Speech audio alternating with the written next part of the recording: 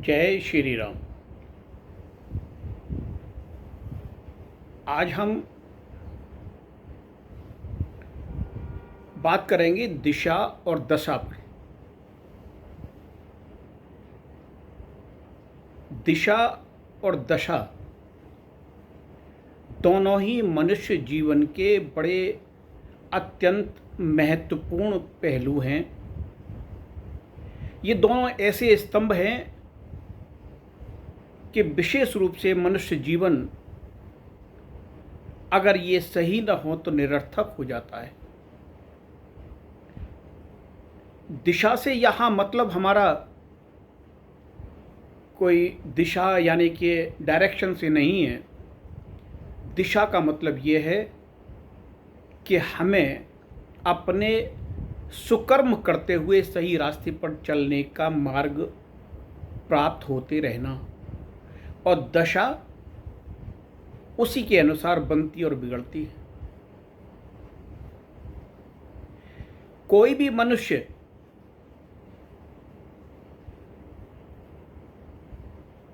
जन्म से, हर इंसान शून्य होता है। योग्यताएं कर्म से पैदा नहीं होती। जब मनुष्य करवट लेता है तो उसकी दिशा बदल जाती है, और जब दशा करवट लेती है तो दिशा बदल जाती है। हम अपने अच्छे बुरे समय का हम में से ज़्यादातर लोग इसका कारण ग्रह नक्षत्रों की चाल से मान लेते हैं और यथानुसार उनकी ही उपासना में लग जाते हैं, जबकि ऐसा नहीं है। सब कुछ हमारे शुभ और अशुभ कर्मों पर ही आधारित है। मैं पिछले कई एपिसोडों में इस बात पर चर्चा कर चुका हूँ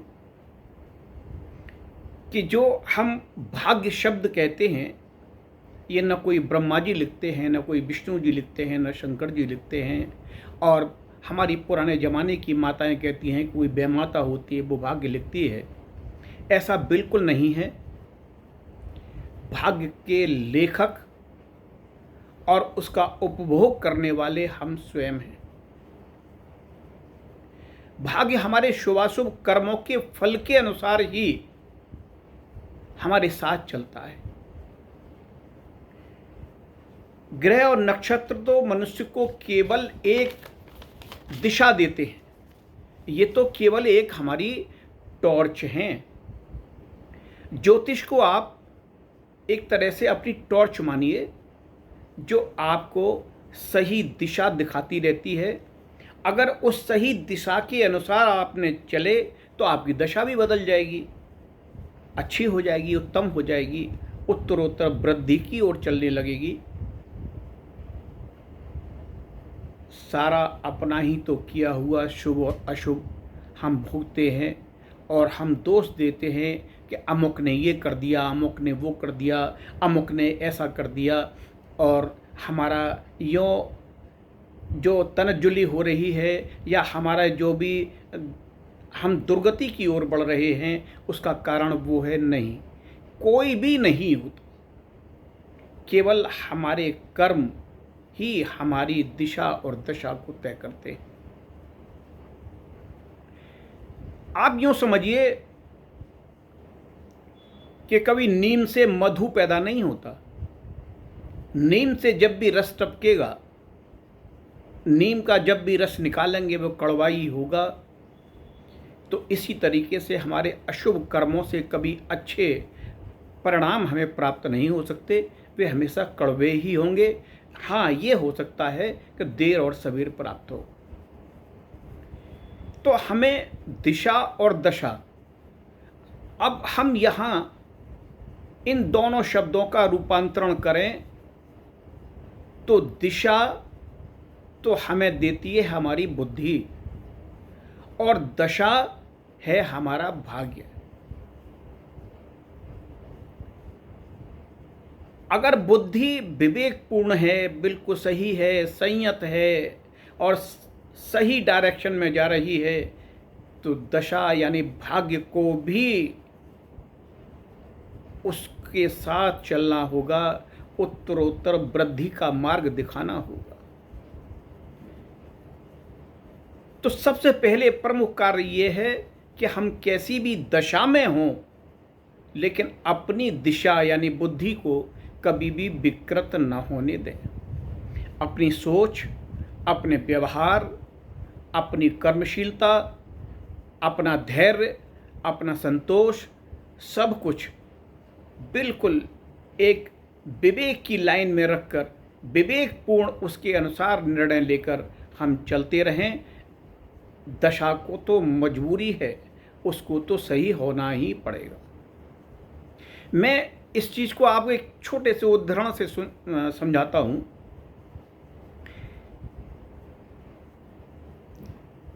एक बार एक संत एक बरगद के वृक्ष के नीचे बैठे थे, तभी उनका शिष्य उनके पास आया। गुरुजी को प्रणाम करके, साष्टांग प्रणाम करके उनके पास बैठ गया और उसने कहा कि गुरुजी, मैं आज एक प्रश्न लेकर आया हूँ जिसका उत्तर आपसे मैं चाहता हूँ। बोले, बोलो बेटा, क्या प्रश्न है? तो शिष्य ने कहा कि गुरुजी ये बताएं कि बुद्धि बड़ी है या भाग्य?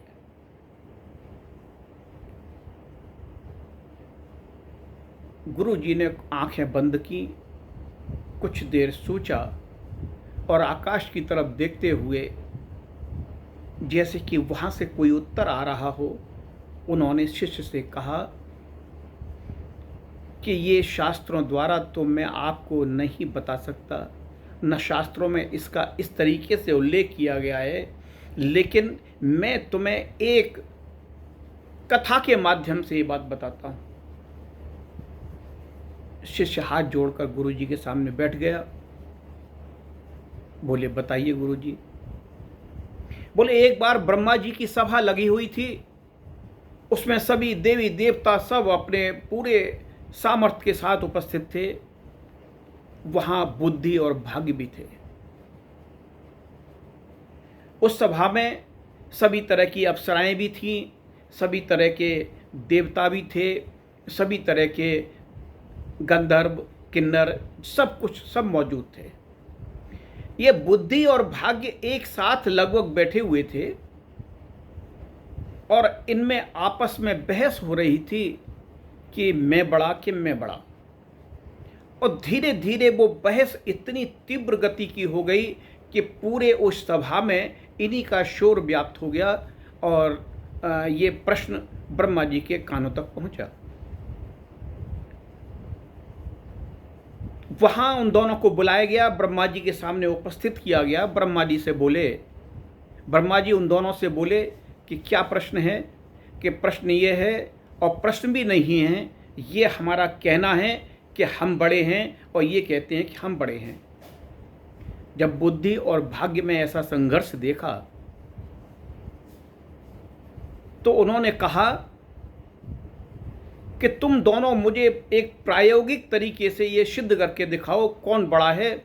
खाली बुद्धि किसी को की दशा बदल सकती है या खाली भाग्य ही किसी की दशा बदल सकता है?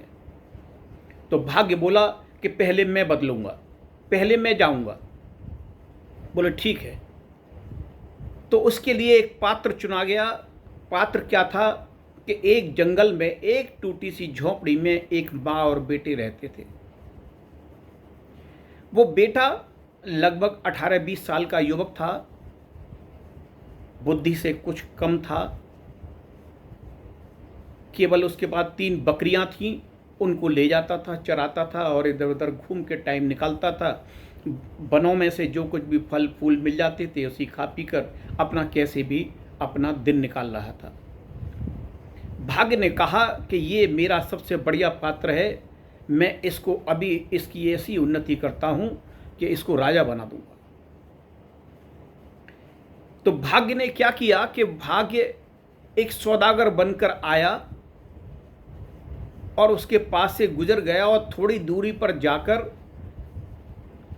एक जोड़ा सोने के जूते रख दिए, क्योंकि उस बच्चे के पास जूते थे नहीं, रोज कांटे लगते थे, जंगल में जाता था, तो वहाँ जूते रख दिए और वहाँ से गायब हो गया।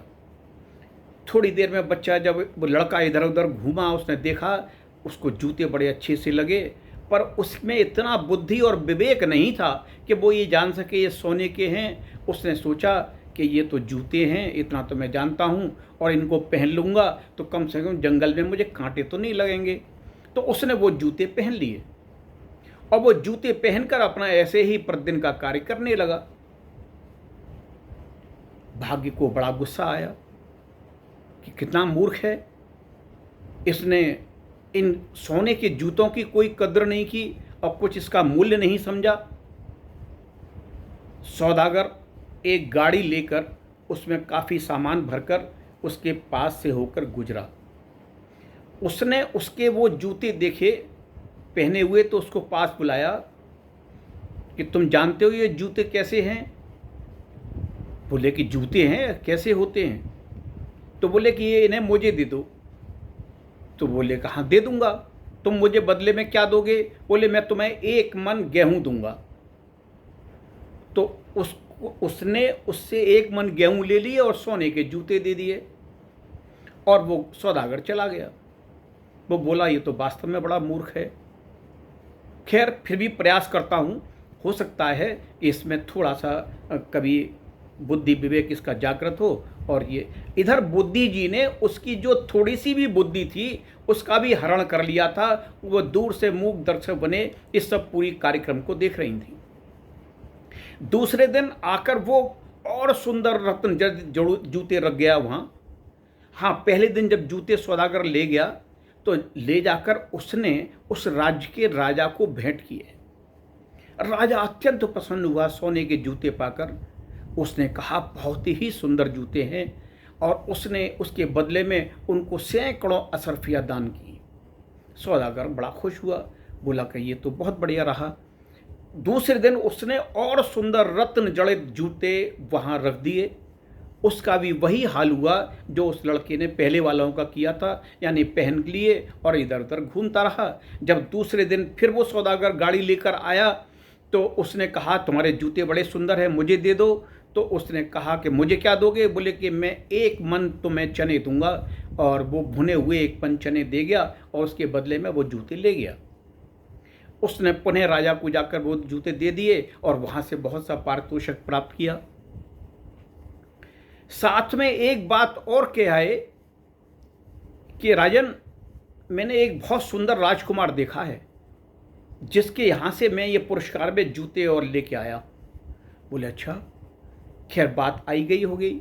अब वो भाग्य बोला कि मैं क्या करूं, कैसे इसका बदलूं। अच्छा, इसको राजा बना के देखता हूं। तो उसने उसके लिए एक किला सा बनवाया, एक सब हाथी घोड़े कुछ इकट्ठे किए, कुछ सिंहासन सा बनवाया और उस पर एक दिन उसको ले जाकर बैठा दिया। अब वो बैठा दिया, उसकी सेवा में सेवक वगैरह सब कोई मौजूद हैं, लेकिन वो कोई भी उसकी एक्टिविटी ऐसी नहीं थी जिससे उसको ऐसा लगे कि ये राजोचित व्यवहार कर रहा है। अब उस लड़के ने उस सौदागर से कहा कि तुमने मुझे लाकर यहाँ कहाँ फंसा दिया है? वो वहाँ मेरी 3 बकरी भूख से मर जाएंगी, मुझे जाने दो, मुझे उनको चुगाने जाना है। अब वो सौदागर बहुत, यानी कि भाग्य बहुत परेशान कि ये मैंने कितने उपाय कर लिए फिर भी मैं इसकी दशा को नहीं बदल पाया, क्या करना चाहिए? उसने क्या किया कि उसने जाकर जब राजा को कहा कि ऐसे ऐसे एक राजकुमार है और ये है वो है और महाराज बहुत यशस्वी है, आप चाहें तो अपनी पुत्री का विवाह उससे कर सकते हैं। राजन फौरन तैयार हो गए। उन्होंने देखा कि जिसके पास ऐसे सोने के जूते, हीरे जवाहरात के जूते जो पुरस्कार में देता हो वो कितना बड़ा राजकुमार होगा।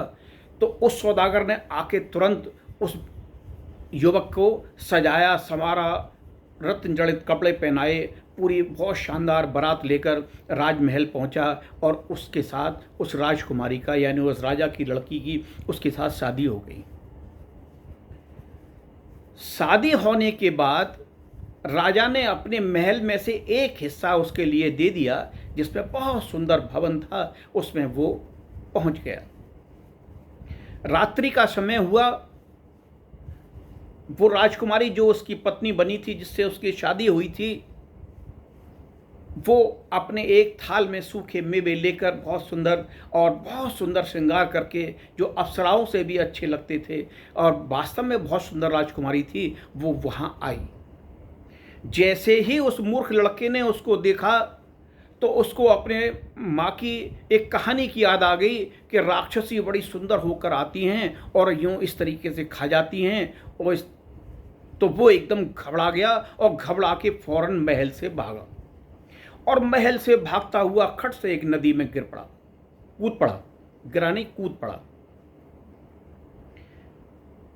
अब ये बात सुबह जब राजा तक पहुंची तो उनके तो क्रोध का पारावार नहीं रहा। उन्होंने पूरे अपने सिपाहियों को आदेश दिया कि तुरंत उस मूर्ख बालक को पकड़ कर लेके आओ। उसको पकड़कर लाया गया और उसको कारावास में बंद कर दिया गया और कहा सुबह इसका निर्णय होगा।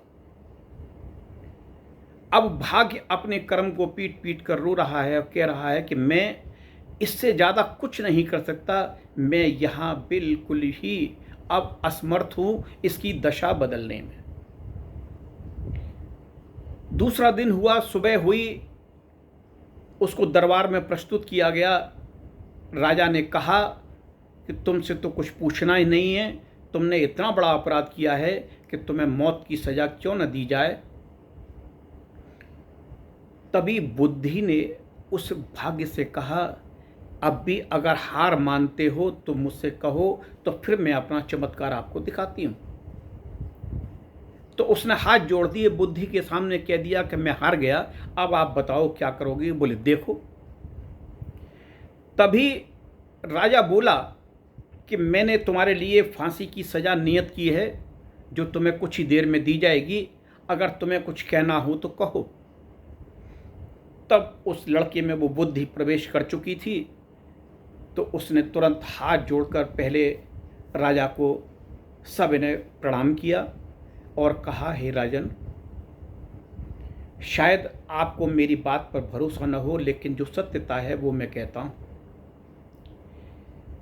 कि मेरे खानदान में, मेरे परिवार में ये एक प्रथा चली आई है कि जब किसी भी युवक की किसी भी लड़की के साथ शादी होती है तो पहली रात को अगर वो किसी नदी में कूदकर किसी डूबते हुए को बचा दे तो उसकी पत्नी की आयु बहुत बड़ी होती है, वो दीर्घायु होती है। तो राजन, मैं उस रात महल में बैठा हुआ था, तभी मुझे बचाओ बचाओ की आवाज़ मेरे कान में आई। मैं तुरंत वहाँ से भागा और भागकर उस नदी में कूदा और मैंने एक युवक को बचाया। और मैंने आपकी बेटी यानी राजकुमारी जी को कोई भी अपशब्द नहीं कहा है, मैंने उनकी कहीं कोई अवहेलना नहीं की है, कहीं उनको किसी तरीके से दंडित नहीं किया है, और मैं उनसे भी क्षमा चाहता हूँ कि मैंने ऐसा कृत्य किया। राजा उसकी बात सुनकर सक पका गया, बोला ये तो बड़ा बुद्धिमान है और इसने तो मेरी बेटी की आयु दीर्घायु के लिए नदी में छलांग लगा दी। राजा उतर कर आया, उसको गले से लगा लिया, दोनों की आंखों में अश्रु हैं और उधर बुद्धि उस भाग्य को देखकर मुस्करा रही हैं और भाग्य हाथ जोड़े उस बुद्धि के सामने खड़ा है। तो मेरे कहने का सारांश आज ये है कि बुद्धि हमेशा भाग्य से बड़ी होती है। इस बुद्धि का सही प्रयोग करते रहेंगे तो कभी भी अगर आपकी दिशा गलत नहीं है, दशा कभी खराब नहीं होगी, हमेशा दशा उत्तरोत्तर वृद्धि होती रहेगी। इस दिशा को कभी खराब मत होने देना जिससे आपकी दशा खराब हो। आज मेरा आपको यही संदेश है। जय श्री राम। अगले रविवार को पुनः आपकी सेवा में प्रस्तुत होऊंगा और जो कुछ भी मुझ पे बन पड़ेगा टूटे फूटे शब्दों से आपको मैं परोसूंगा। अगर जो सज्जन इस वीडियो के माध्यम से पहली बार जुड़ रहे हों, वे कृपया YouTube चैनल पर मेरा चैनल प्रेम प्रकाश मित्तल प्रेम के नाम से ये लॉगिन करें, उसमें बहुत कुछ आपको मिलेगा। इस तरीके बहुत से एपिसोड्स हैं। धन्यवाद। जय श्री राम।